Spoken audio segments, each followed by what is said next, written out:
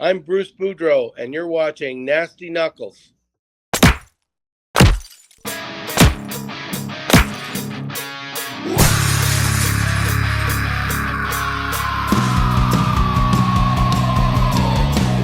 You're listening to Nasty Knuckles, the Hockey Outlaws podcast, with your hosts, Derek Nasty Settlemyre and former Philadelphia Flyer enforcer Riley Cote, as they go behind the scenes with your favorite NHL players.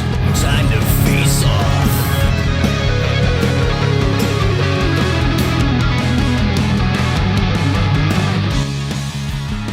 All right, welcome back. What's happening, Nasty? What's up, Regarelia, with your long beard that I'm going to shave right off? Think so? Yes, I am.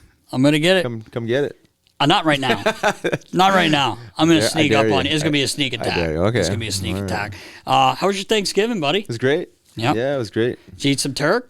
No turk. No. Oh, of course not. Would you have some laddie? Some lettuce? Heavy on the veg. Heavy on the veggies? Heavy on the root vegetables, to say the least. You probably had some gravy and some mashed potatoes. Some mash. Did you have some mash? I had some mash. I had some root veg, you said. Cauliflower mash? No, I actually had potatoes. You actually did? Oh, yeah. Kidding me? It's No, Thanksgiving. No, I'm not. Did you have any dessert? Did you have a little pumpkin pie? A little pumpkin pie, I did. Did you? Yeah, a little pumpkin. A little pumpkin. Well, that's good. I'm glad to see you ate. How about you? Like a man for once, instead of nitpicking and stuff. Yeah. With the mangs, I figured you just took some mangs. You just ate a 4 pound bag of mango while we've been sitting here with our guests today. Well, it happens. Hey, 4 pounds? Well, you should get a sponsorship from them. I know. We got to find a dried mango sponsor. Yeah, right. No, yeah, mine was very quiet. Yeah? I didn't really do anything, but it was fine. Any I had a turkey day jerk? off. I did have a little bit of turkey, though. Gravy? Yeah. No gravesy. No? No graves. You sure? Yeah, I'm positive. I didn't have any gravesy. I would have liked it, but when you're doing it on your own, it's pretty tough. You're doing it on your own? I should have, I screwed screwed up with my HelloFresh order when I placed it. I didn't get any turkey, so I screwed up. But no, it was good. It was nice to have a day off. Watched a little football. Yeah. Not too much. Did some work around here. You know what I mean? I hear you. Just fixing the website, doing all. Yeah, I'm so good at that stuff, eh, baller? Yeah, Me and IT Debo guy, were like just fucking Jackie killing Moon it. over there, Yeah. Oh, doing yeah. it all. I was doing it all. So last we were together, Flyers were on a bit of a heater, 5 in a row. People talk about them. We talk about them. What happens? Go 1-3 in their last 4. Scored only 4 goals in those games. Tough to win. Yep. If you only score 4 goals in 4 games, obviously. But the games are close, but you got to score. You got to score. Goaltenders are doing their job. Obviously, Hurts, he's still playing well, and even Sam. But 4 goals in 4 games ain't going to cut it. Yeah, definitely not going to cut it. And obviously, the power play is a huge part of the lack of scoring. Would you say 7 for 71? 7 for 71, I believe, I saw yesterday. And That's not overly high. it's not overly high. Even if you increase that percentage, not even double, like just a quarter, you would be sneaking in an extra goal. Yeah, for sure. A game. So they got to figure that out. Got to figure that out. You got to be able to capitalize on the special teams, especially when you're not scoring a whole lot 5-on-5. Well, when you were coaching, and I mean, I know you weren't running the power play, but you still know how to run a power play. What do you start doing when it gets like this? Just throw pucks at the net, or are you still trying to? I mean, the big joke in Phillies, they're always going, shoot. Well, you can't always shoot. If there's no lane, you can't just shoot it off guys' shin guards, obviously, and you're going the other way if you do. But, man, it's almost like try to just get pucks to the net and crash, right, just to get something going. I mean, that's easy to say, but...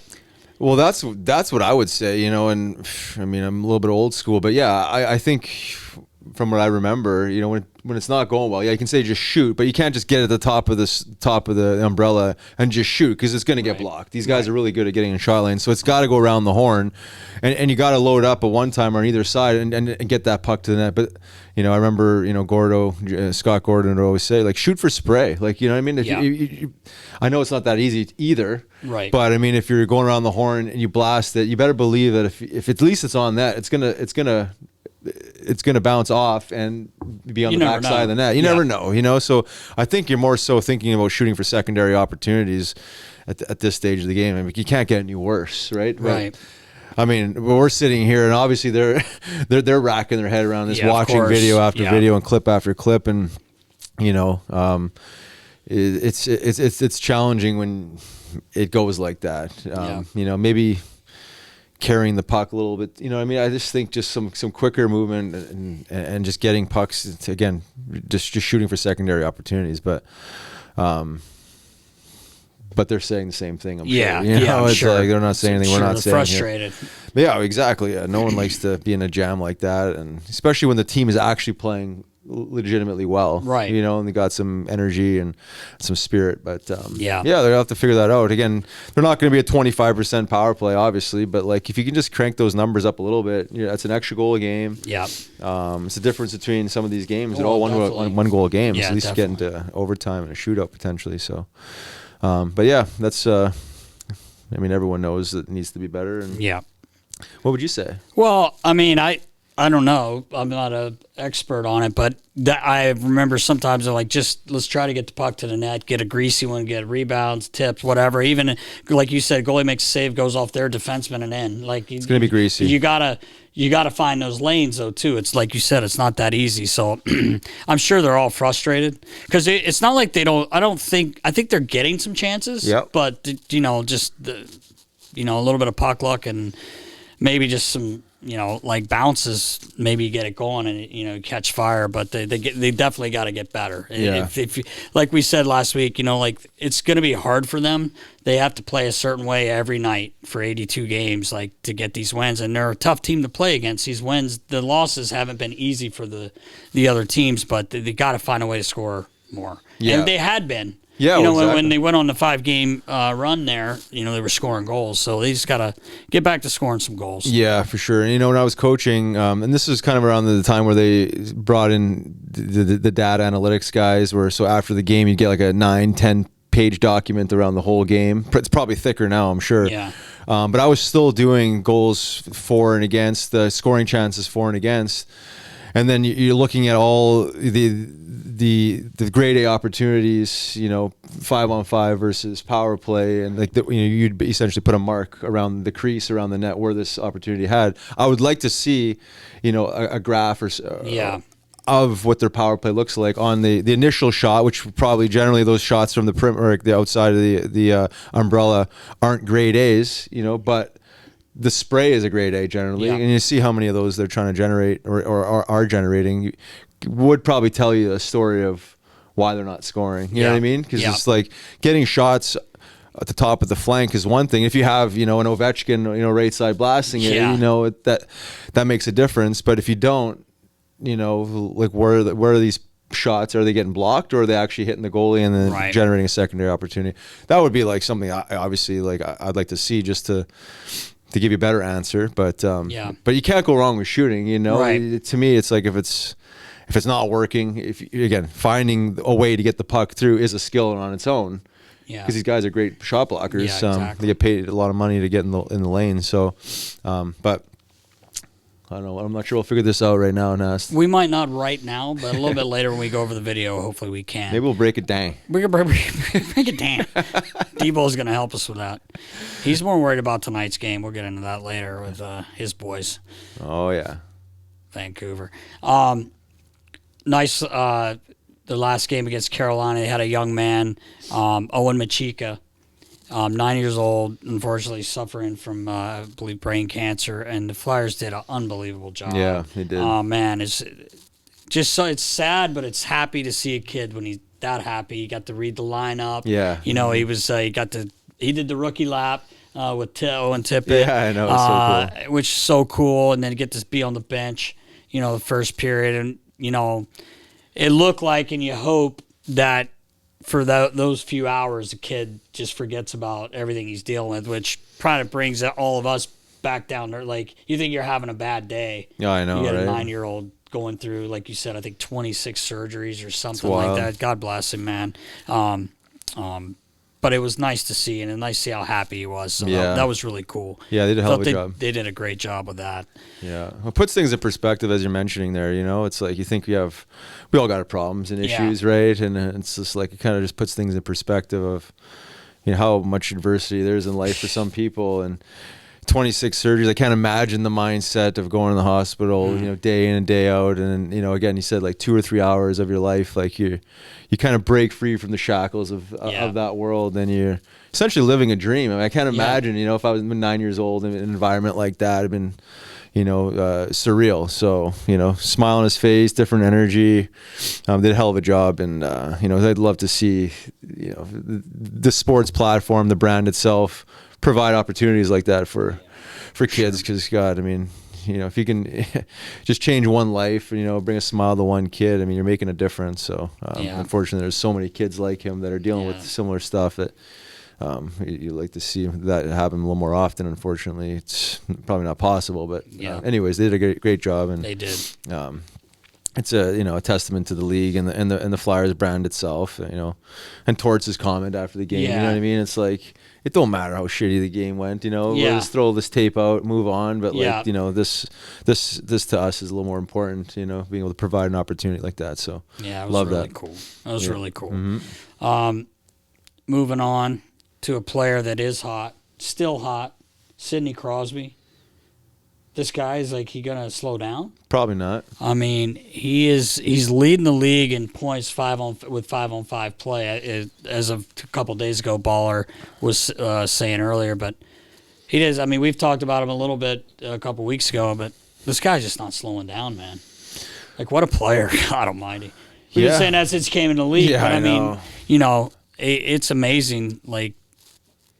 I mean, even Malkin's having a good year too, and he's getting up there. But Sid's unreal. Yeah, I mean, we all know. I mean, he's an absolute pro. I mean, there's a reason why he's still up there as one of the best in the league. Is not only is he naturally talented, but the way he carries himself and the amount of effort he pours into it on and off the ice. I would imagine he's still probably one of the first guys on the ice. Doing all his stick handling stuff at the end. He probably hasn't changed any bit of his work ethic. Right.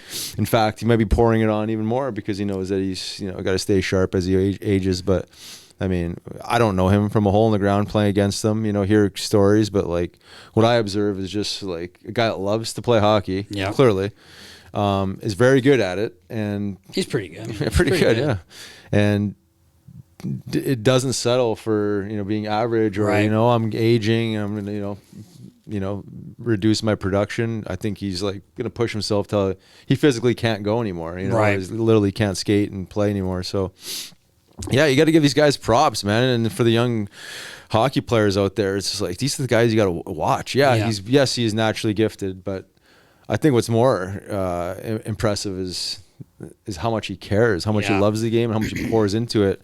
How old is he now? Is he 36, 37?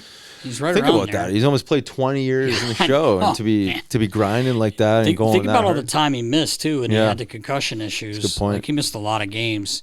That was years ago. Thank goodness he's knock wood for him. Hasn't had anything like that, but. What a player. Yeah. We talk about him till you're blue in the face. And another guy who's pretty good is Connor McDavid, and he is they've won 3 in a row again. He's back. I know.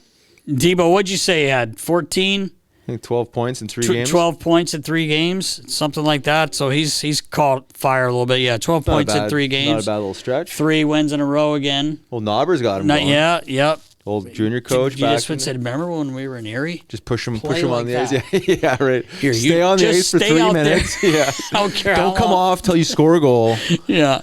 No, but he's caught a little bit of fire, and they've won 3 in a row again. So it'd be interesting to see. I like kind of following them now because of Knobber and just to see what they can do. But they're like this. They've been like that. So it's funny how it works, right? I mean, you got a superstar on say average team, below average team, but it doesn't. It just seems way more enticing to watch or care about if the team's doing well, and specifically him. Yeah, because he's exciting, right? Yeah. I mean, it's you go through these droughts where he's not really doing a whole lot. It's you would never even want to watch an Edmonton Oilers highlight, right? Until you know that he's got 12 points in 3 games, exactly. And you're holy shit, but it just makes for fans, obviously, for the game itself, having him going. Yeah, you need him. Is going. good for the game. Yeah, for sure, and. Another team that's going to the Rangers. They're 8-2 in their last 10. Lavi's got them going. He's bringing in little gifts. You got to guess what's in the box. Oh, Remember all that when he would do that shit? I loved it, though, I know. because he always kept it, it was something different all the time. But he's got them going pretty damn good. Yeah, got a great leadership crew there. Yeah. I mean, Trouba, we were talking about. yeah, leading the charge there, man.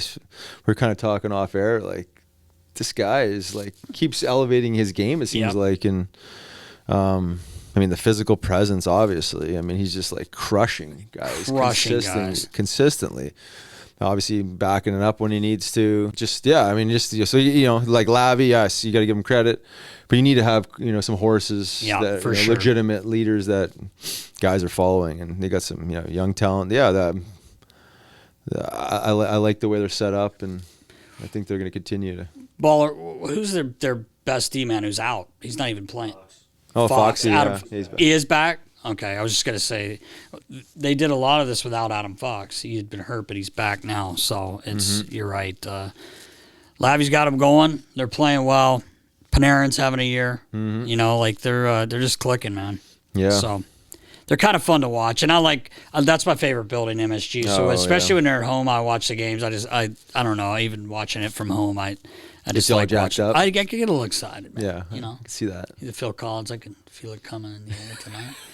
Right before they jumped on the ice, I used to just love that. Feel that I'd energy. stand on the bench, act like I was going to jump over. Yeah.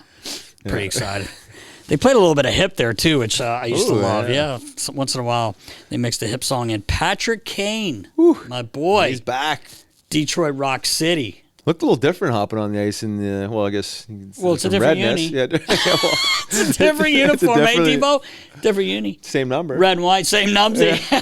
He's not changing red that. and white. He's not changing just that. Took out the black and that was good. Yep. So that'll be interesting. Do we know when he's playing? Baller?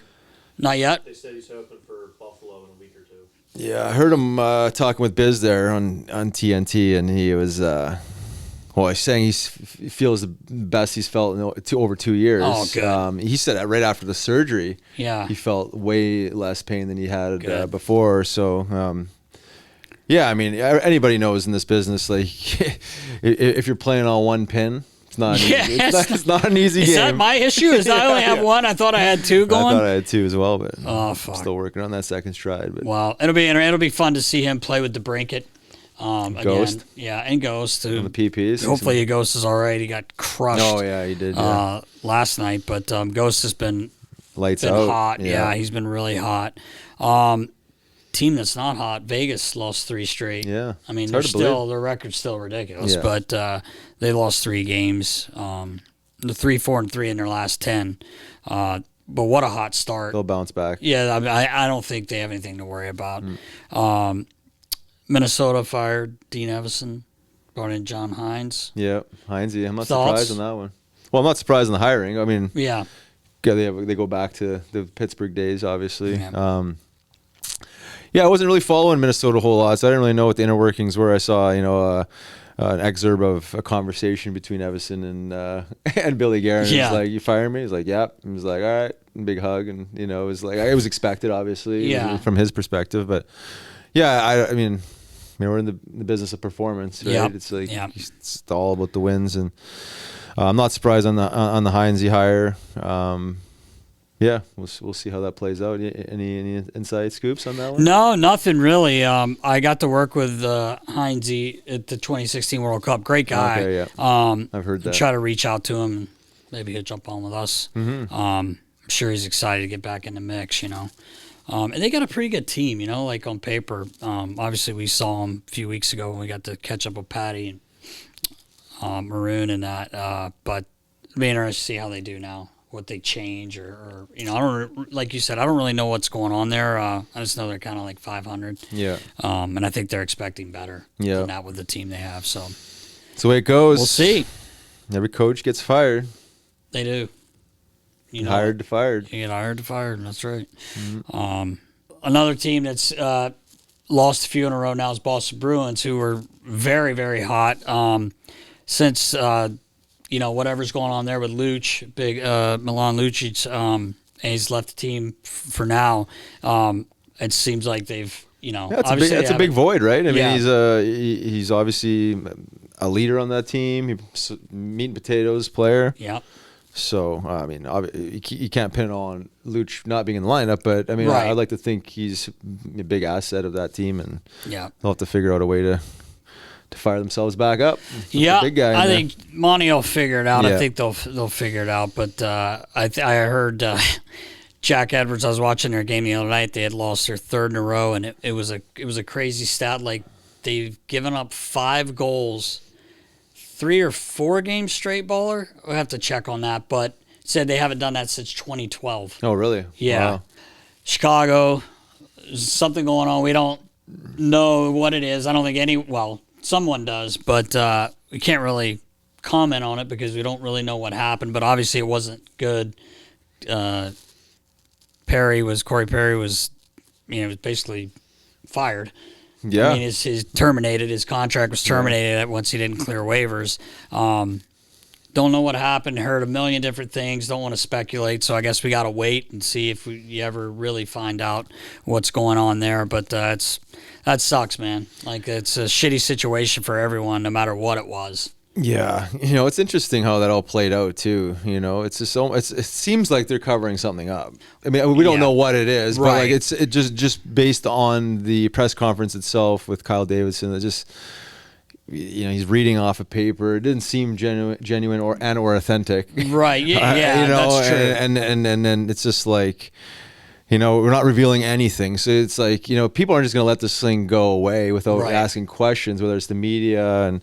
I haven't heard from Corey Perry. I think people just want to have some bit of an idea of what happened. Not that it's their business anyways. Right. But but the reality is he's a $4 million player on that team, and to just essentially throw on waivers and have them terminated with no explanation. I mean, people are curious. Yeah, of course. I mean, so. I've had people texting me. I'm like, I don't know. I don't know what to tell you. Not that I'm not in the Chicago circle.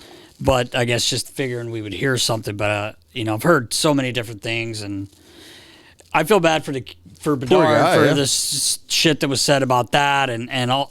Just it's almost like be better just to know. But obviously, it's not anyone's business if they don't want it to be. But like you said, they're going to get asked this question until something comes out. Yeah, and coming from an organization that's. It's had a tough go. Had a tough history the last 10 years of not being honest. You know what I mean? And I don't know.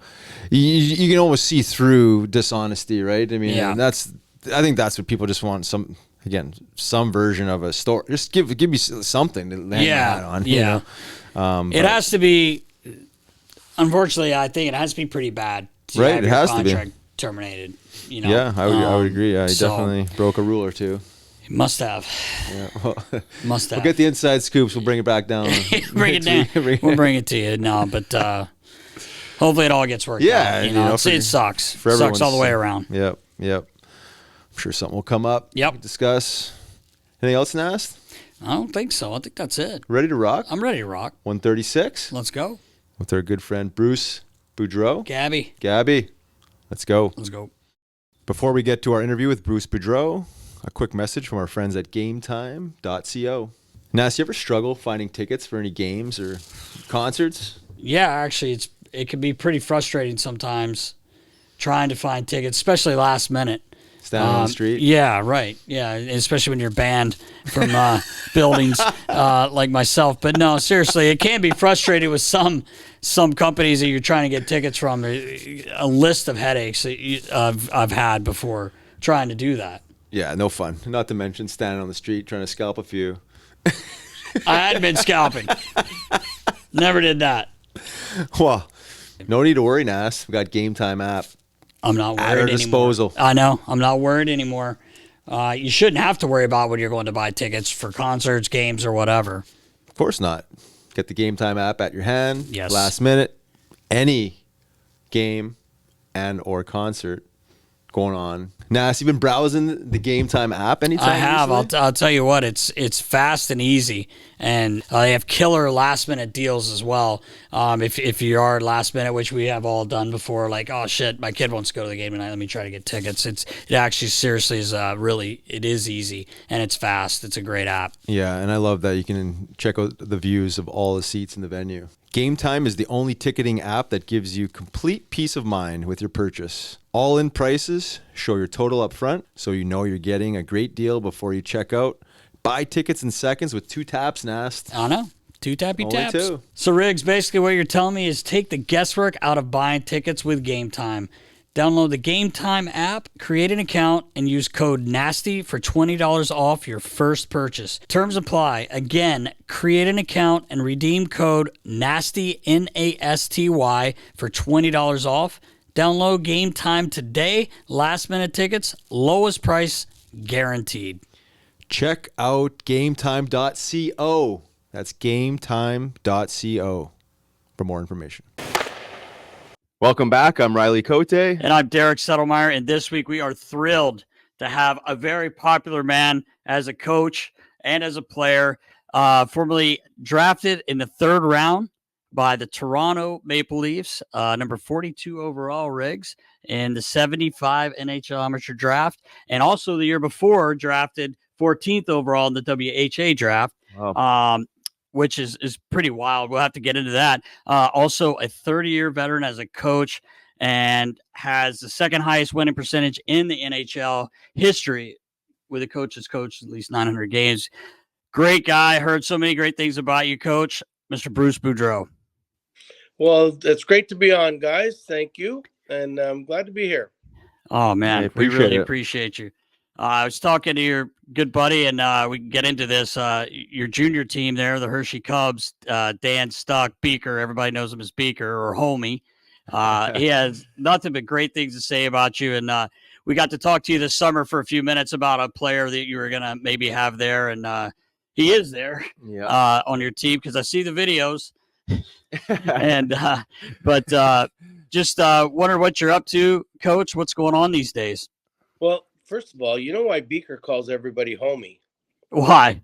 Because he doesn't know anybody's name. That's probably a good So he point. just calls everybody homie. You can't be wrong. So It's good I mean, strategy. That's a great point. everybody thinks he's their friend now because he calls them homie. So he just doesn't know their name. But that's okay. What I'm up to these days is I do a lot of stuff with the NHL Network. I've got a junior team in Hershey, as you guys well aware. Plus, I'm an advisor for a junior team in the OHL, and so I go up there maybe once a month and just see what's going on. I'm really not that influential, but my mom lives there and my kid lives there, so it's all makes for a good little trip up there. Oh, that's awesome. Now, Nice. is your son working there as well? Yeah, he's the coach. I'm trying to Oh, say it 'cause they've lost 6 in a row, but he's the coach of the Niagara Ice Dogs. So it's he loves it. That's where he's from. So to get a chance to, like, he won a championship in Fort Wayne in the East Coast League, but he got a chance to go home and coach there. So he jumped all over it. oh, that's awesome. That's great. That's Yeah, it really must be cool. nice. Mm. Yeah. What are you observing? I mean, we wanted to get into kind of like the evolution of the game and coaching 30 years pro, pretty much all levels of pro. And then, you kind of go and say back to junior hockey and seeing these young minds, these young skilled players. I mean, what's the biggest thing that you noticed, in your transition? Well, I mean, quite honestly, like when I go back there, and especially the first couple times, whether you're like they've got 16-year-olds on the team and 18-year-olds and such, is they can all skate. By the time they reach pro, whatever level of pro you're talking, they still don't know how to play the game. I mean, and that's the thing, that when you're an American League coach or even an East Coast League coach, and you get all these high scorers down from junior that think that they're much better than they should be, they still don't know how to play the 200-foot game, or they don't know what to do. They don't without the puck, and they don't get taught those things. And trying to get it through to my boy that's an important aspect of the game. And if you can do that, then in junior, and you can get the guys to do that in junior, you'll be a successful coach. Yeah, no doubt. And then how much of that is the situation these players are in? Because you talk about high level players at the junior level. They're playing way more minutes than they probably should be playing. They generate bad habits because they're just always in situations to produce, you know, and then they go into, you say, like the Coast or the American League, and then they're forced to play a certain style. How much of that is just the environment versus like how much can you actually teach that where they Well, can actually be fundamental for I them? think the biggest problem in young guys with junior, I mean, they all have agents at 15, Right. and their agents are all telling them, "Listen, the way you get drafted is put up points." Mm-hmm. And so the focus is on goals and an assist rather than team play. Because I mean, the Canadian Junior Championship, there's only one team that can win, and I mean, I don't think that's vital unless you get into the playoffs. So the regular season is what can I do? Because this is what's going to make me get drafted. And then the further on you go, it becomes more of a team game. But then it's still a scrambly team game because they don't know what they're supposed to know at that point. Mm. If that makes sense, I don't know. Yeah, for sure. Yeah. Coach, I work in the Null right now. The last 2 Yeah. years, I'm helping out there with the Philadelphia Rebels, and I'm obviously not a coach, but I was fortunate enough to be in hockey for 26 years and see work for a lot of great coaches, and I tell the kids, they always ask, they think I'm cool because and I'm not, but they like the fact that I was lucky enough to be in NHL for so long, and they'll ask me sometimes, and I'm like, it's almost like you said, with they all have they don't call them agents yet, they call them advisors, I guess, but they're agents, and I'm like, these coaches want to see you make the right play, not a flashy play all the time.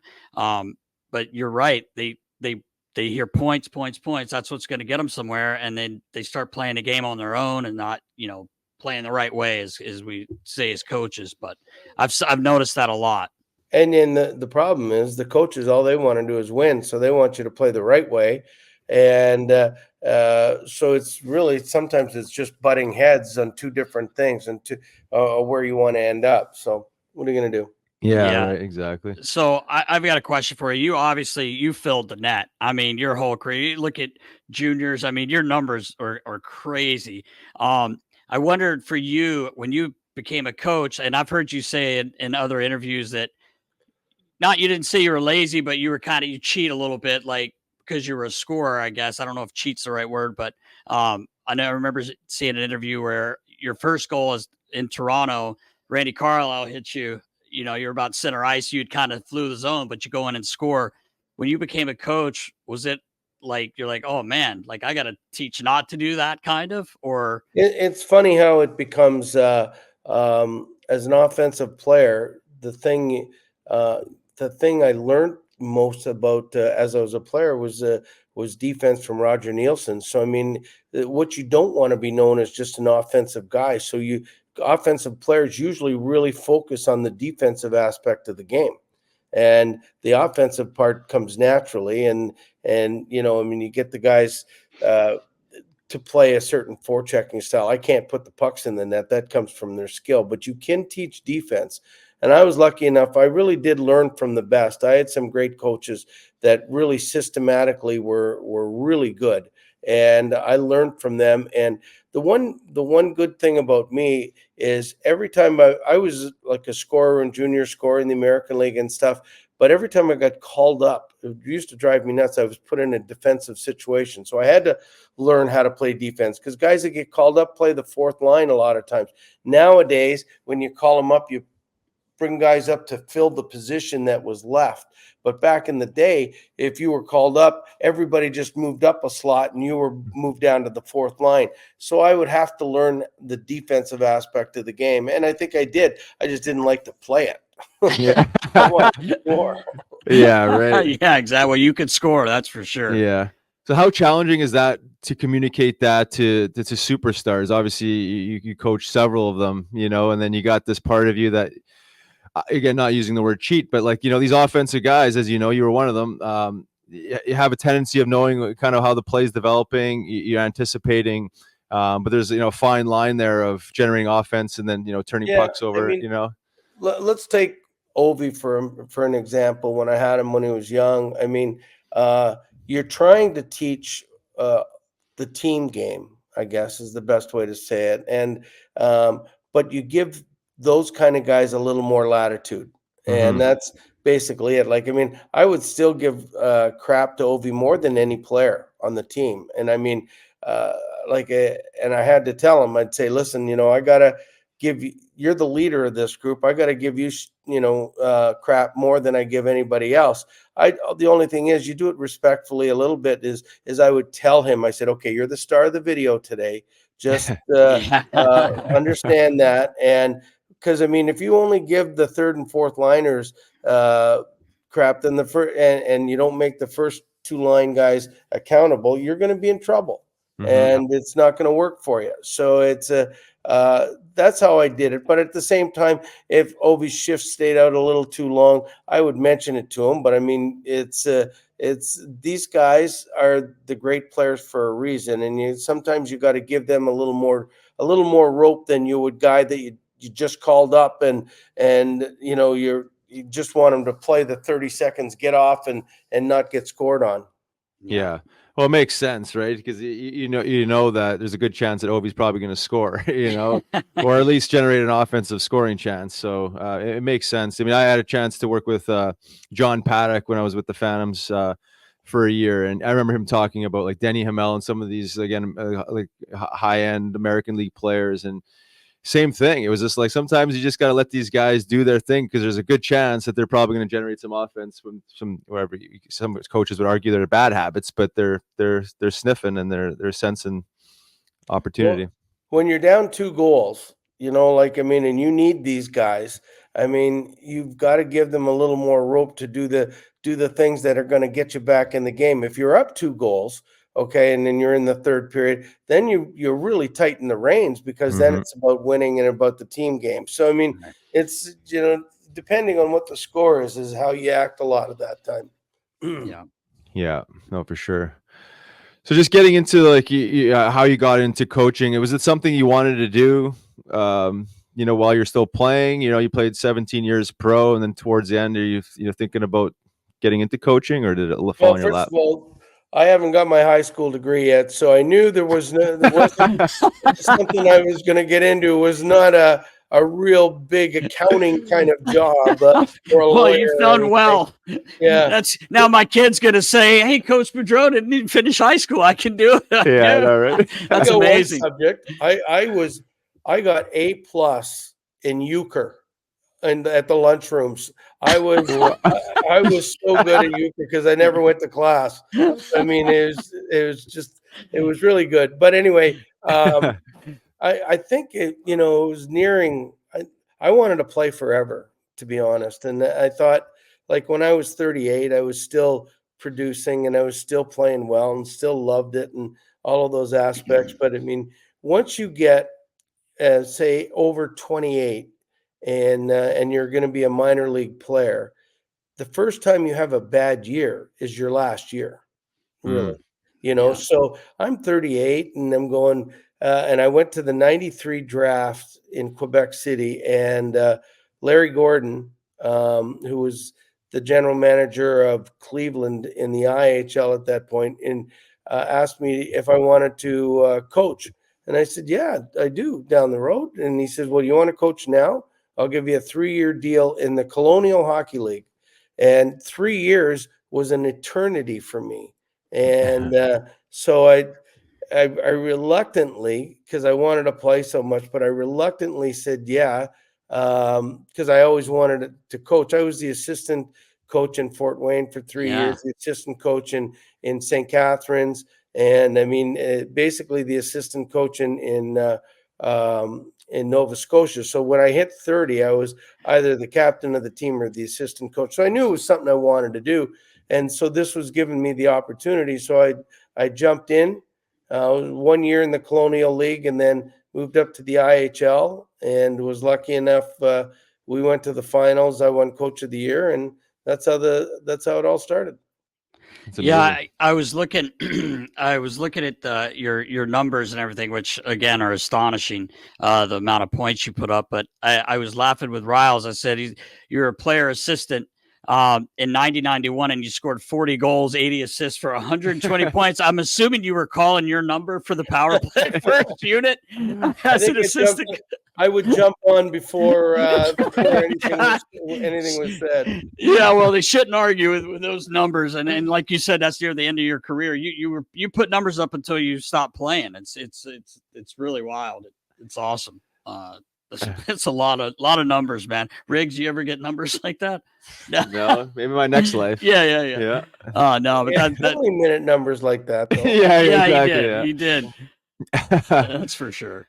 Oh man, so obviously, so you finally you find your way and you kind of find your calling, I guess you could say, after that year, and then you just keep moving up in the ranks, right? I mean, American League for I don't know how many years. You know what? It wasn't as easy as all that. I mean, I went to San Francisco the one year to be an assistant GM and an assistant coach, and that team folded in the IHL at Christmas time, and so I had nothing. I had no job. So me and my wife got in the car. We were driving back east from San Fran, and we had no idea where we were going to stop to live.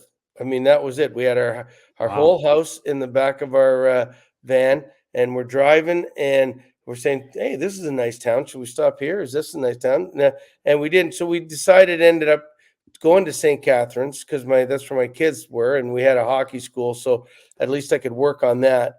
And then I got a call to go coach in Mississippi, and I'm going, well, who the hell knows hockey in Mississippi? And right on the coast too. I mean, as far south in Mississippi as you can get. But I mean, it was the only job offer I got, so I took it. And we went down there and we won a championship, and Awesome. got the call from LA, and they wanted me to be the American League coach, and then that's how it grew from there. So it wasn't all like roses, even though I loved every stop that I went at. I mean, it was you paid the price. You paid your dues, and so I mean, it was a long time before I got to the NHL, and I think I was 53 years old, and at that point, and didn't know if I'd ever get there. But once I got the opportunity, I was damn defiant enough to say, I'm not going to leave this. This is where you want to be, right? Yeah, for sure. Yeah, but the adversity is on both sides of the fence. It's never an easy road. You always, you ask these questions and have these conversations, and you just learn that it's never easy. There's no easy paths in life, and obviously people see the end product and they say, yeah, oh man, that was easy, but they don't realize that you're living in a trailer, or you're living in your car. When we went to San Francisco, we went the night of our we got married, and then got in the car and went, and we drove 36 hours straight to get there, and then we still lived in the car until we found a place to stay. So it was tough. It's great. It's we were looking at your when you started coaching and everything, and it kind of reminded me of Riley's. Riley started really low and climbed his way and made it to the NHL. It's really impressive, but I mean, you've made your mark everywhere. I mean, I've never heard a bad word about you as a coach from trainers on my side of things. They all loved you, and it's kind of cool to hear it and to get to kind of meet you and talk to you, and you're a lovable guy, man. Well, you really are. I'll give you Jim Rutherford's number after, and you can you might hear or Billy Guerin's. You might hear some different things, but I appreciate that. I think one of the things as a player and as a coach, my best friends were always the trainers. Yeah. And I just got gravitated towards them and hang out with them, and they were the easiest guys to talk about, and they were all so down to earth. It made life a lot easier hanging out with them. Yeah. Sure. I know all about that. I spent more time in Nasty's office than I did playing hockey. Yeah, probably. Shooting the shit. Yeah, we had the one year Ken Hitchcock. It was the year he actually was let go, unfortunately, but he came down the hallway the one day, and I must have had 8 guys sitting, some on the floor in my room. And he's like, young Derek, you're holding court every fucking morning. I'm like, Hitch, I didn't call him in. Just come in for a coffee, because you know how it is. You like go and have a coffee, shoot the shit in the morning, and get on with the day. But that was my favorite part of. That's the one thing I really miss about. Well, it's crazy. I used to love to do it, but I would get so ticked off when all the players were in the trainers room all the time. I've always heard everybody that. hung. They hung in the trainers room. Yeah, that's true.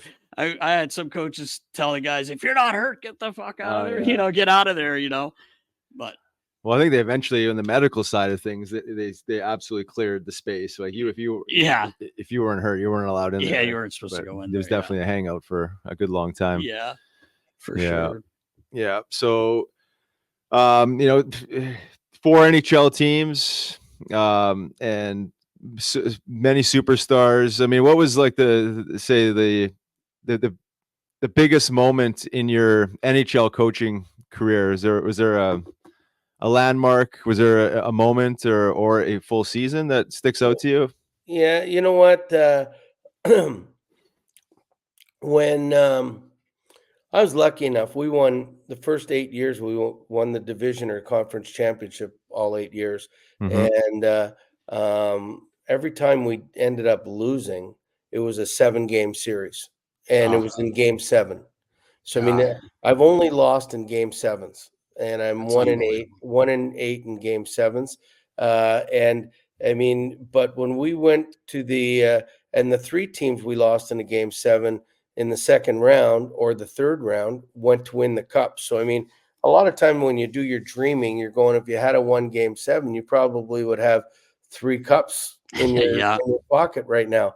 But I mean, when I was in Anaheim and we played Chicago and we lost in 7 games, that was, sort of the highlight and the low light. I mean, we're sitting there in between periods and it's tied, and you're going, just win 1 period, and you're going to the cup final. And I mean, it's every player's dream, I think, to do that. Every guy that loves hockey is to go to the finals. Now, Riley, I don't know if you were still playing when we played Philadelphia my first year, in that we lost in Game 7 to them. Yeah. And the crazy part about that is it was sort of funny because we lost in Game 7 in overtime. I think Umberger scored. I'm not sure. But, I mean, Paul Dvorsky was refereeing that night, and he made a horrible call on us. And he just happened to be my next-door neighbor. No. Yeah, Diva. Oh, yeah. That's yes. right. So, I mean, he moved on to the next round, and I went home a week later, and the first thing I did was told my wife and my son, I said, let's go get about 100 rolls of toilet paper and TP his house. TP his house. We TP'd his whole house, his cars, everything that was in the driveway, and left it there. The trees, got 2 big trees in there. We did it, all the trees and everything. And so, but I looked at it for 2 days until he came home. And then I went over and I said, okay, I better go tell him what I did. And went and told him. And I said, Paul, I said, apologize. His kid, by the way, didn't talk to him for a week because he was a Caps fan and knew that he screwed up on a call. But I said, you're the only guy with a pool, so it's 90 degrees out. We want to use your pool. I better come clean about the toilet paper before I get the use of the pool. Oh, that's awesome. That's good. Yeah, I remember that. I think I'm a bit of a hockey nerd, coach, and I watch a lot and listen to a lot of stuff. But I think I heard you in an interview talking about you were talking about Game 7s, and you were on the topic of home ice advantage. There really isn't anymore because I mean you lost some home games, right? I lost all of those Game 7s were at home. Jeez, wow, that's unbelievable. Yeah, and I mean they weren't all lopsided games. I mean, the Pittsburgh game I think was 6-3, and but we lost to Nashville 2-1. We lost to LA 2-1 in Game 7. They won't go on and win the cup, and I mean we lost a lot of real heartbreakers where we were the better team, but we didn't have the better goalie that night. And Yeah. Rene in Nashville, my last game 7, we outshot them 44-17 and lost 2-1. I mean, those are the ones that you just sit there and you go over in the summer because you got the computer and the video and you're just looking at the goals that you missed, that like Corey Perry would miss an open net and Getzlaf miss open net. And you're going, how does that happen to these guys? Like, Yeah. I mean, and you just dwell on it all the time. But I mean, then again, I start sitting there and going, hey, we're there. Not too many people get there. And, and got the opportunity and was very close, and it'll always be a what if thing, but was very, very lucky to be in that situation.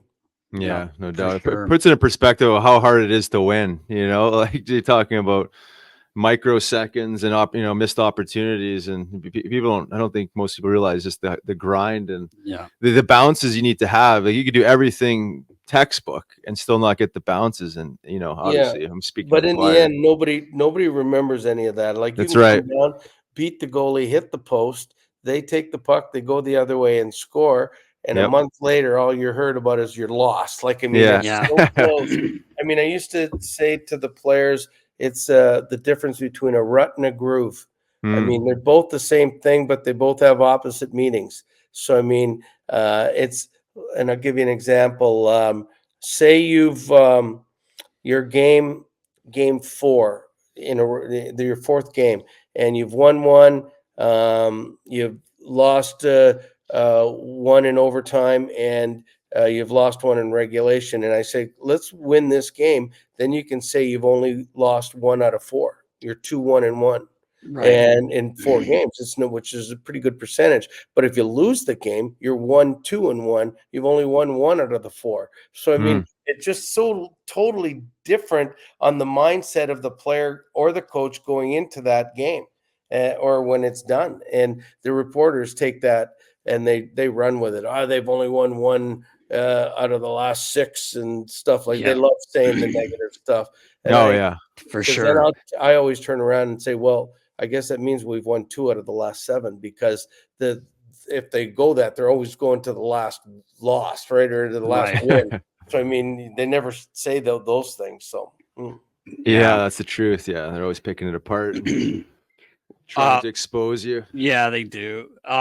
Coach, I wanted to ask you about like, you talk about pulling on some heartstrings, man. Vancouver, you're there in your last game, and I mean, I ain't gonna lie, I had some tears. I got to admit, man, like, obviously I don't know you that well, but like I said before, I've heard so many great things, and you're watching, and the players, man, they loved you. Like, we're really good friends with Luke Shen.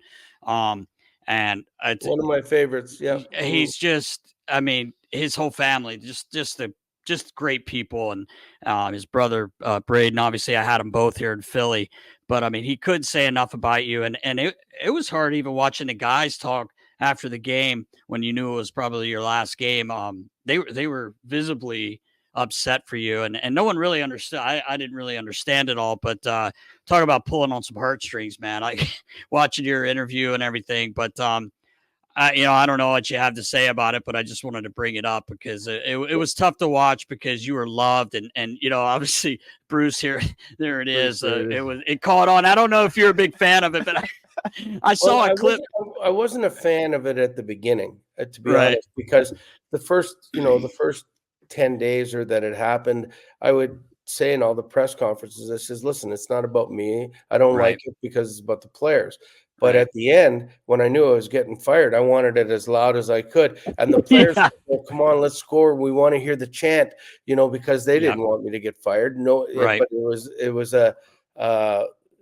it was already done. Like, I mean, I was fired before the first game. I knew it was coming. It just didn't know what date it was. And then once it was probably December, I knew, and I would tell the players I've circled, and this is my last game, and it was in January, and I knew it was when it was, and it just knew the way things were going. I thought it was a bit of it wasn't very it wasn't very classy on people's parts, but I mean, Right. it was if you got to get fired, I guess if you have to, and nobody wants it, but I mean, you get to address the players because usually when you get fired, there's no players around. The coach or the manager calls you to his office or calls you to his home, and you tell him there, and then you just leave, right? And you go get your stuff after everybody's gone, and you don't want to be around anybody. But I mean, this one I got a chance. I knew I was going to get fired the next day, and even though no one had said anything, I just knew it was happening. And so you get to address the team after the game, and which was an opportunity that not too many coaches get, and to thank them Yeah. and that. And it was the weirdest thing is that all the players were crying. Yeah. And then they came into my office and they all started crying and saying goodbye.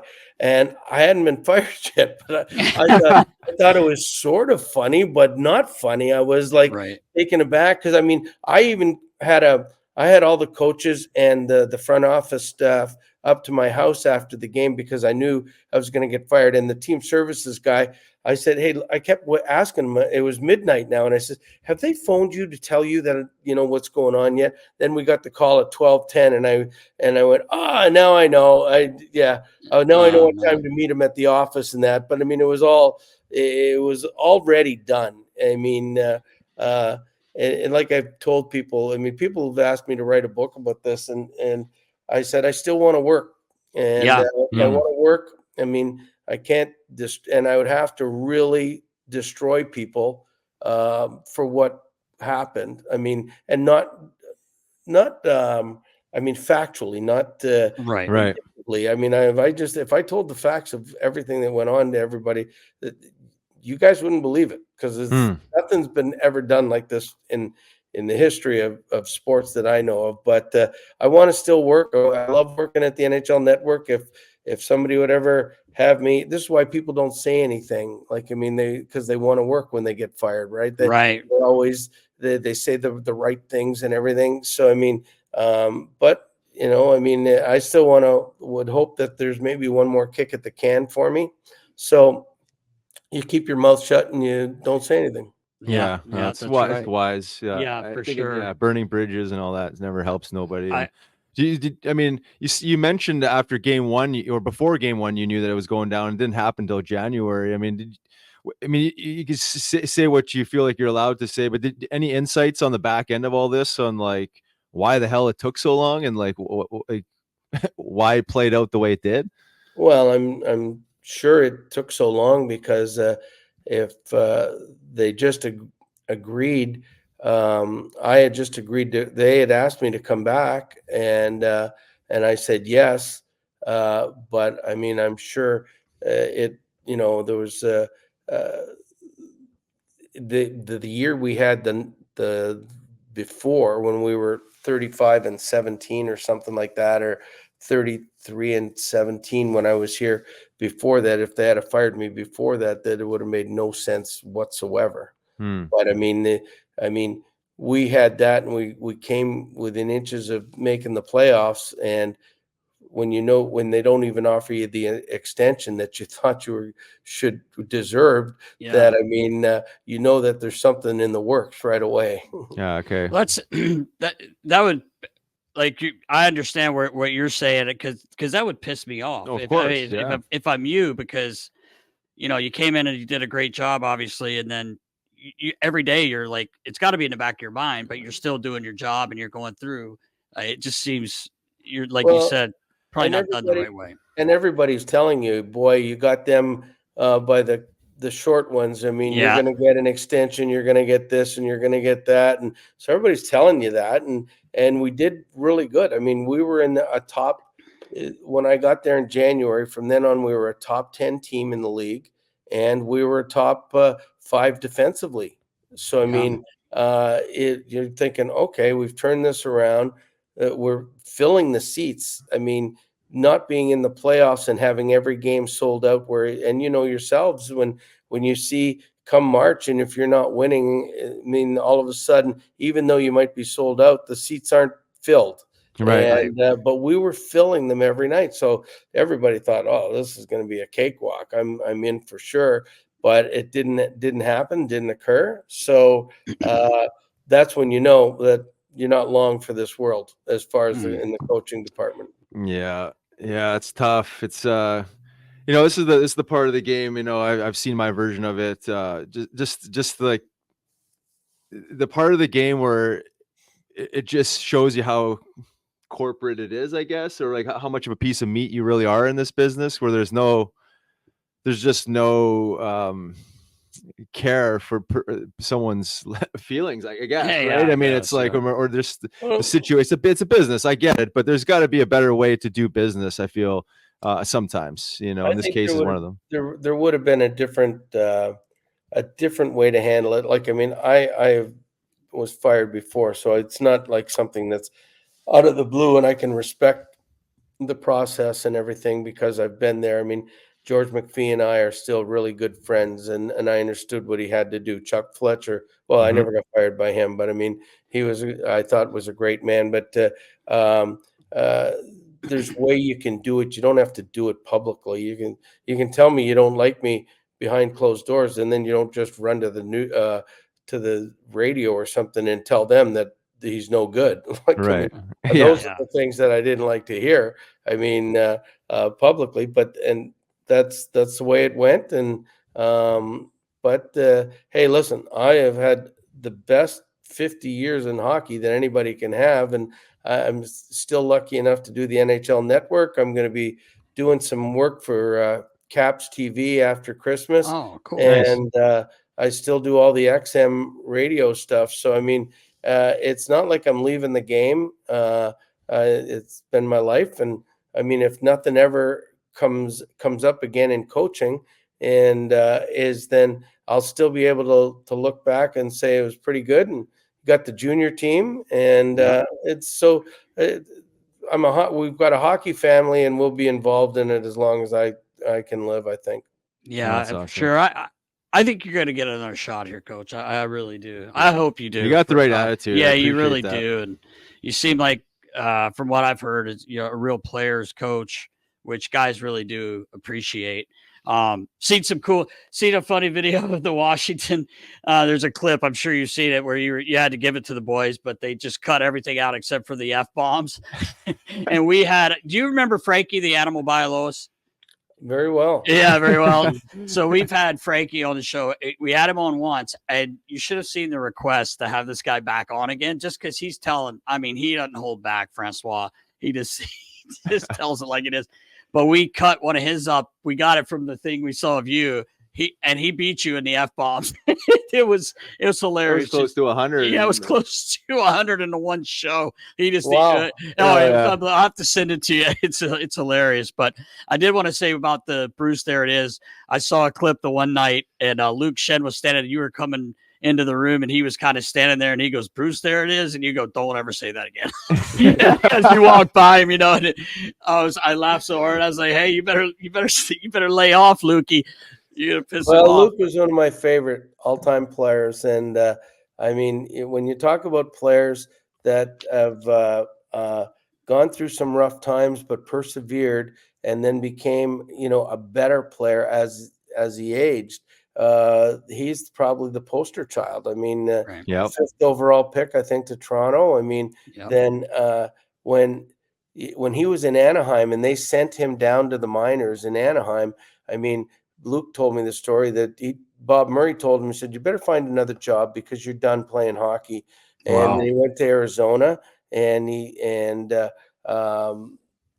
then once he went to Tampa, I mean, it started to turn again, and his confidence came back, and he became a leader. He was great. We put him with Quinn Hughes, not exactly the most offensive guy, but he protected Quinn, and both physically, and that it let Quinn go up the ice, and Luke then, I mean, which made him very viable. He went to Toronto, played with Morgan Riley, and now he got a multi-year deal in Nashville. Couldn't be happier for him. Met the whole family, and as you said earlier, salt of the earth people, love them to death, and I only wish the best success for him. Yeah. Yeah, for sure. Building on Luke too, I kind of feel like he fits in some version of what we were talking about earlier. First round pick. Like coming out of the Western League, Toronto, big market, obviously, and to fill those expectations, I think he struggled early because there's just so much, and he thought he was maybe an offensive guy, maybe obviously at the NHL level, he's kind of, I guess where I'm going with it is he found where Found his his niche. limitations are in his groove, and he's just embraced it. You talk about the leadership, and some guys never figure that out, right? They just still think they're that junior player, and they never fully evolve. But it's I know Luke as well, and it's nice to see a guy, such a good guy, figure it out, because it's hard. It's hard. It's got to be tough in those situations. It's Having really those, difficult yeah, when you grow up and one way or thinking you're one way, and right. you have to change in midstream and all of a sudden turn into something else. I mean, I could tell you maybe the audience isn't old enough, but back in the 60s, there was a player named Stan Mikita, Hall of Fame Yeah. guy in Chicago. He always in the top 5 in penalty minutes in the league. And then all of a sudden he decided, no, this isn't working for me. And he changed, and he started to become a Lady Bing guy, and he'd get no penalties. And I mean, that's just difficult to do. That would be like Riley going from 300 minutes a year to all of a sudden the Lady Bing. I mean, I just couldn't picture that happening. But I mean, No, it's when you can change like Luke did to what you thought and say, I got to be this way to survive or this way and do it. That's pretty impressive. yeah, Yeah. it is. Yeah, because it takes a lot of, say, soul searching and digging deep, because it's a tough business to begin with, and then to evolve your game and to apply it and bring it to the rink every day is another thing. Because I've seen so many guys, as you have, that struggle with that transition, or that attempt to transition, and again, their mind is still stuck in the past, and they think that there's still something that they're not, and they struggle with it. So it's nice to see, nice to see guys be able to figure it out, because for the young players growing up, the adversity is going to be there, and at some point you're going to get to a spot in a situation of your hockey career where you're forced to accept a different role if you want to stick around, as you know. So I think it's 100%. important. Yeah. Mhm. Shifting gears from some of this hockey talk, and just get maybe a little more fun with you. We read that I'm not sure if you were actually in Slapshot, or if you donated your apartment for filming of Slapshot, or at least No, I was in it. Yeah, you were, yeah. Yeah. I mean, that just goes to show you how old I am. But the apartment story was they came down, and the director's name was George Roy Hill, and I was 21 at the time. It was my first year living away from home. Like, I mean, I was lucky enough to play junior in Toronto and grew up in Toronto. So I always had my mom taking care of me, and I never had to worry about cleanliness or anything else like that. So, but they came in the dressing room and they said, listen, we need a scene for Paul Newman today. So who's got the messiest apartment and the dirtiest apartment? And all 14 other guys just turned and pointed to me, and that's how my apartment got used in the movie. Wow. Oh, that's amazing. So I mean, yeah, it was a little eye opener that I thought I was a pretty clean living guy, but evidently that wasn't the case. So Boys called you out.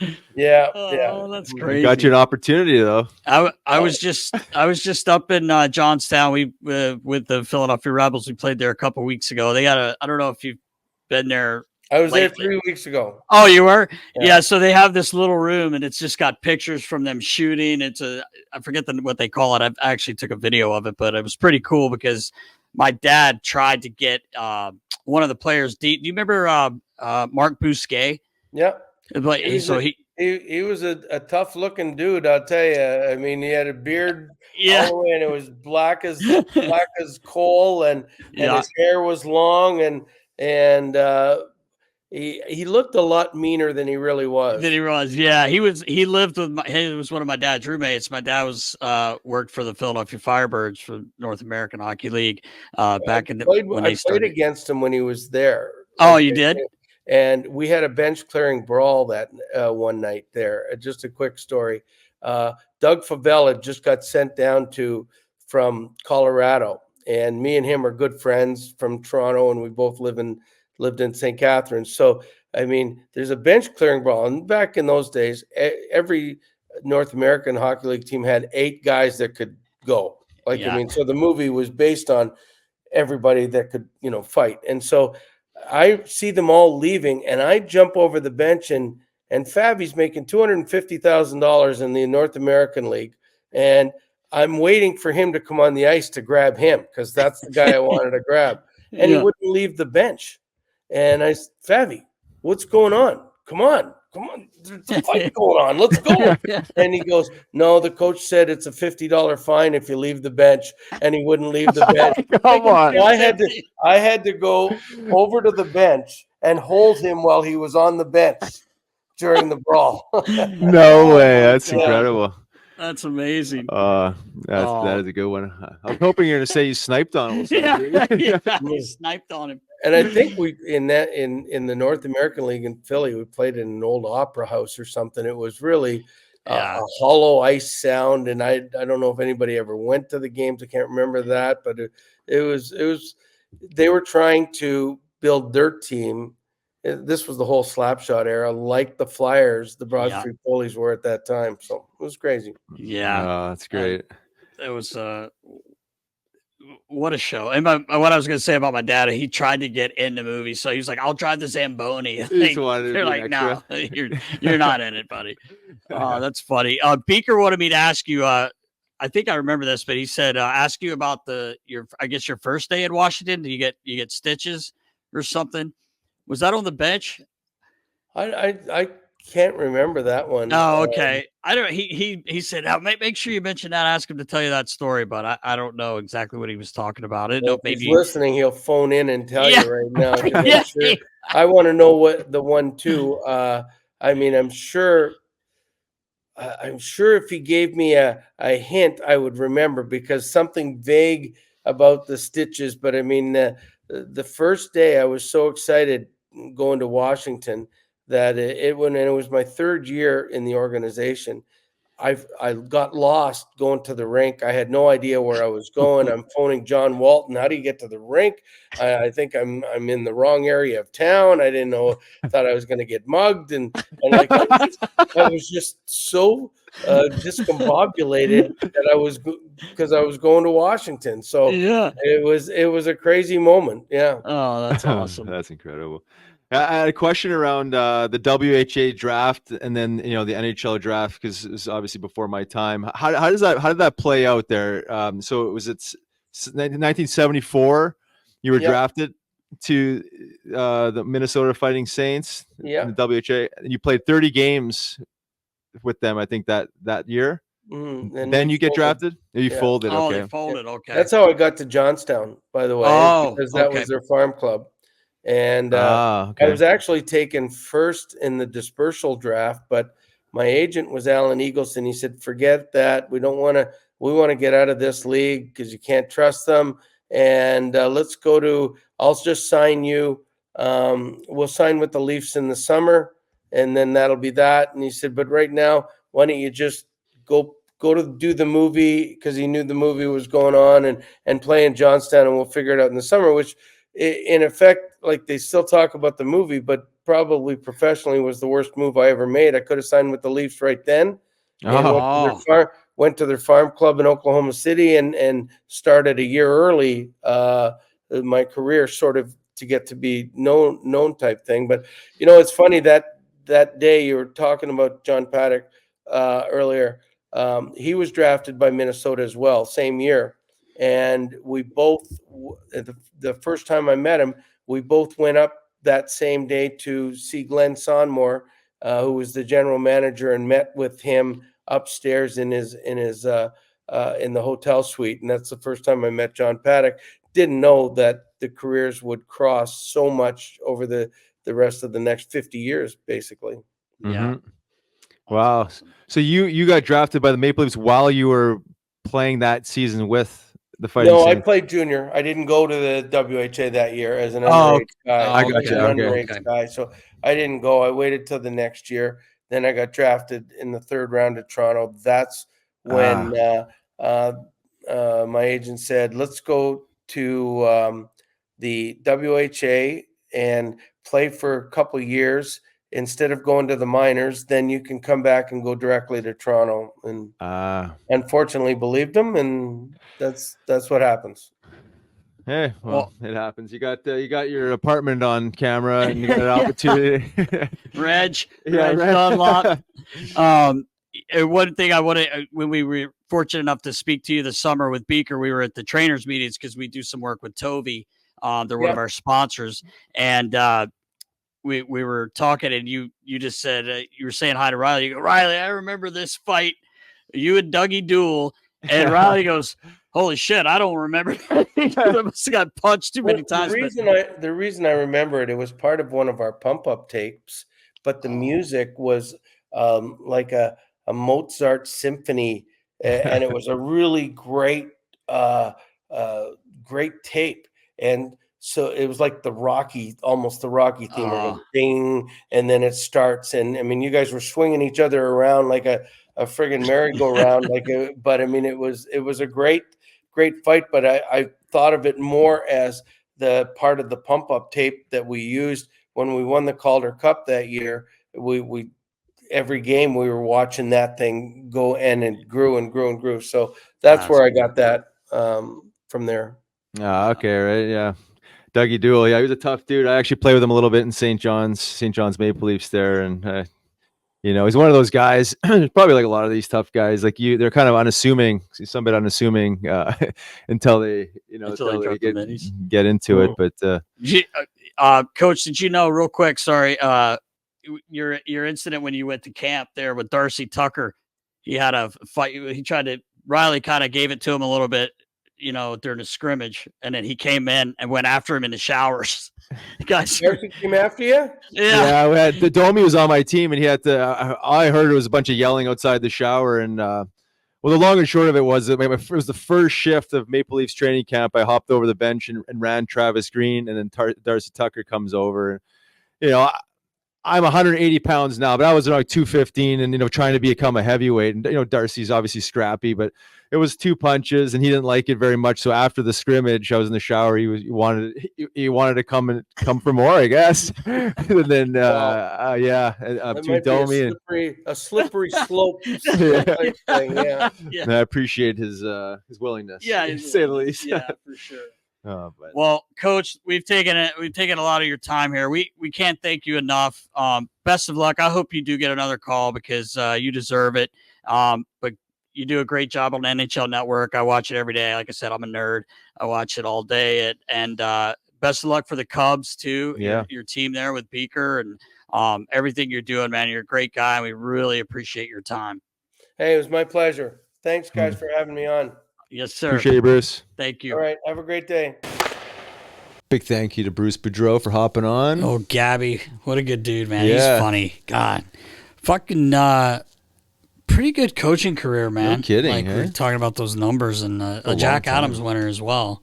Funny guy, though. Yeah, for sure. You can see why he stuck around for so long. I can see how guys like him. He seems like kind of a light and goofy guy, but obviously, means business. Yeah, right? for sure. But yeah, you don't coach 30 years pro by accident. No, for sure. So yeah, like to see him stay in the game. Oh, he's still staying in the game, but maybe find another job. It'd be cool to see him get another kick at the can, like he said, and get one more shot at it, trying to get to Stanley Cup. So he's doing all the right things to stay in the game, stay visible. Serious. The NHL Network, coaching, owning the team, the junior team. So must be pretty cool. I would assume these kids do know, because they're up to 20 years old. I would think so. That they would know who he is. So it must be cool. And I know he goes on the ice with them quite a bit. So that must be pretty cool. Yeah. I'd like to see if he gives it to him, gets on him. You should. Yeah. Oh, no. I mean, I'm sure he does, but it'd be kind of cool to see that. And if you're a kid playing for his team, that's pretty cool as well. Yeah. So best of luck. Yeah. To Bruce, Coach Bruce. Yeah. It's that time, Nast. Is it? Right now? Right now. For Clear Questions? Brought to you by Clear Rum? That's right. That's what you're talking about, That's right? Exactly okay, what I'm good, about. because I just killed a bottle last night. Is that why you're looking Actually, it so wasn't a stiff? bottle. Oh, Few the cans. cans, yeah. A few cans. Yeah, with my buddy from the Devils went and saw them last Oh, you night. did? The Okay, equipment alright. staff, yeah, Frosty and Nader and the boys. Beauty. Saw Ryan McGill, former Flyer player. Mm-hmm. He's coaching there now. It was good to catch up with those guys, but it's time. Any inside scoops? They didn't give me much. Ah. They thought I was working for the Flyers. Just so. that it was clear questions. It was just clear questions, Ah, yeah. I got you. Go to clearrum.com and put in Nasty 2023 and you get 35% off of your order. Only in Pennsylvania, not in New Jersey, but hopefully we work that out sooner than later. Oh, yeah. Or you just go to PA and get it because it's worth the drive. I think you're getting yours shipped into PA, and you're picking it up over the bridge and bringing it back. Bringing it back. That's exactly what Great I'm doing. strategy, Nast. With, no hangover at all because there's water in there. Of course clear there as is. water. Yeah. You gotta, Unreal. You got to hydrate while you dehydrate. Hey, you got to do Nice it. little balance. But it's the best. Introduced it to a couple of the guys last night. They loved it. Yeah? Of course. Yeah. How would you not? Not surprised. Let's do it, baller. Over on Twitter, Duo ET. Kayla wants to know, have you heard Scott Darling's comments on the NHLPA's player assistant program? What are your thoughts, and do you have any experiences with them? Riley, I'm going to kick that over to you because obviously you're part of the NHLPA or dealt with it. He went after him. He did, and for context, he was talking about the Player Substance Abuse Program and the Players Association and how they're dealing with players, and it sounded like from his own experience that it wasn't a good one. In Right. fact, it wasn't just not a good experience. It was apparently pretty dark, and Yeah, he called out the PA. Yeah, called them monsters, and I've heard some stories before. I was never in the substance abuse program. I landed up doing my own version of that after I was playing on my own. I do agree with what he's saying to some degree. But for people that are struggling, in the NHL currently, they have the PA supposed to be there to lend a helping hand and get you enrolled and squared away. But it sounds like there's a lot of politics in that, hanging contracts over their head. Maybe not giving you the care that you actually deserve. I'm not exactly sure where he was all going with it. Besides, it sounded like it was an utter failure for him, and not only just like laying out the comments, but like warning players to not participate in that if they're struggling, which is a bold statement. Exactly, and just from his statement, you almost want to hear, what was it? I mean, you called him out, you called them monsters, or whatever. He obviously did not have a great experience, but you almost just want to know, okay, well, what was it? Because it obviously wasn't good. But it's a shame to hear that if he was really going through some bad times there and wasn't helped, the way I guess you should be. Yeah. Because you guys give so much to the game, and like we've talked about this a lot. Guys get into trouble. Get themselves, hooked on things, whether it be pain medications, which we've seen that a lot, and alcohol comes into play. But you'd like to think that you guys are being looked after properly, and he obviously did not have a very good experience. We don't know everything. That's why I wish he kind of would have elaborated a little bit. But maybe he will at some point after making those comments. Yeah, I'd like to hear a little more on that.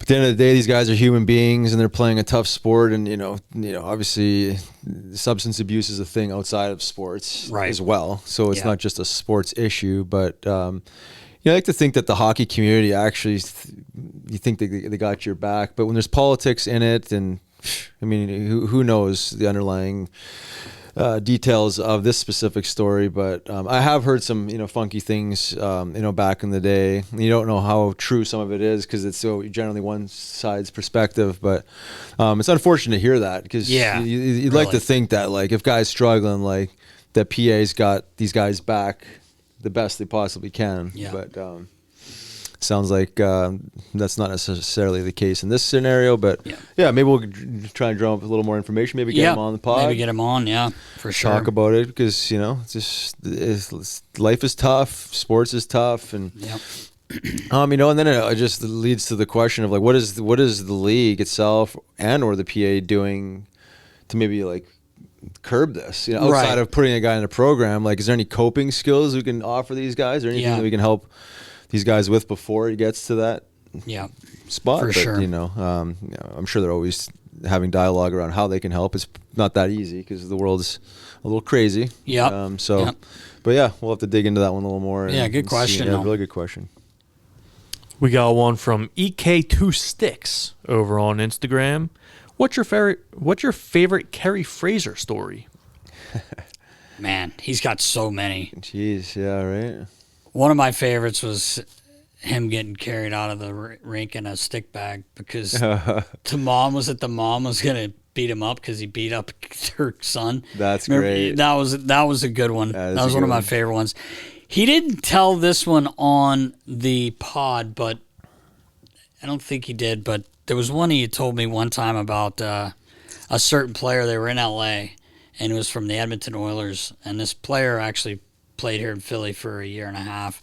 And he literally wanted to be kicked out of the game. And he's F-bombing Kerry, and Kerry's like, "Yeah, what's going on with you? Like, what's the problem?" He's like, just fuck you. You're fucking off. He goes, "All right, you want one? I'll give you one." He goes, fuck you. He keeps going. He goes, "That's it. You're fucking gone." So he goes in after the first period, and the room attendants that do the visiting room and take care of the refs, which they've done forever, came in, and he goes, "Hey, what's up his ass today?" He goes, "Oh, he had tickets to the Playboy Mansion." That's right. He yeah. wanted out of there. That's when the strategy. Oilers were like sick. They had, yeah. So that was a great one. He didn't tell that one on here. I don't want to say the name, even though I don't think the guy would really care. But I don't want to say his name. But that one was pretty funny. But the stick bag one also, Yeah, that's a like great having one, to get too. carried out Oh, in a man, stick that's so bag. good. This is creative. Very. Yeah, I mean, you know, he's shared a thousand stories with us over the years. I just think of when I was still with the Flyers during the off season. We're training there in the summertime, and there's a few guys floating around that like to get massages in the morning. And you know, we done I our know work, exactly where you're going. done our workouts. Guys want to get on the table with Yeah. Brad. And then hop in the room and guess who's on the table? Yeah. We're getting work done. Old Kerry. Oh yeah. Yeah, I get in the back, grinded it out, and you guys are like, "What's going on here? You know, I need to get on the table." But you know, he was always class act. Yes, and, you know, for obviously, refs got to take care of their body. They too, have to, you man. know? They have to. They get hurt. They Yeah. get sore. I'm sure they're on the ice a lot. Yeah. But yeah, great guy. Great guy. Yeah. So many stories. We could have him on again. And Oh, just we all should. different ones. We We should bring him probably back on. should. Yeah, he's a good man. Great Yep. question. We got one final one from your boy Sean Coombs. Coomsey. Sean Puffy. With Toronto being down Giordano, Liljegren, and Klingberg, what does Toronto have that maybe Danny B would give up? Maybe Stahl or Walker? I don't know about Danny B, but I think Tony DeAngelo's name's getting thrown out there. Just he's a healthy scratch right now with Carolina. But as far as Danny goes, I'm not sure what we got in the pipeline or what we have on the team. I'm not sure Stalzy's what they're looking for. Maybe Yeah. he is. Maybe but- for a temporary fix. Yeah, but with those guys out, like a couple of them are power play guys, but I'm not sure the Flyers have anything that would really pique their interest, right? Besides Sanny, Well, Sandy, but he's playing 26 minutes a night. ain't moving him. And I don't think you're moving tied him. for first in points in Yeah. the team. Yeah. I'm not sure what else. Like, I honestly wouldn't trade Sean Walker. the way I he's mean, going. Just the way he's playing and what he's doing. And, it's nice and quiet going about his business. But Yeah. we talked about him last week. But I'm not sure we have anything really that's going to not put anyone down, but help. Well, like more of a Toronto. long-term Right. solution, more as You he's know what I filling mean? holes. Yeah. Yeah. But Yeah. it's a good question. What about Aristo?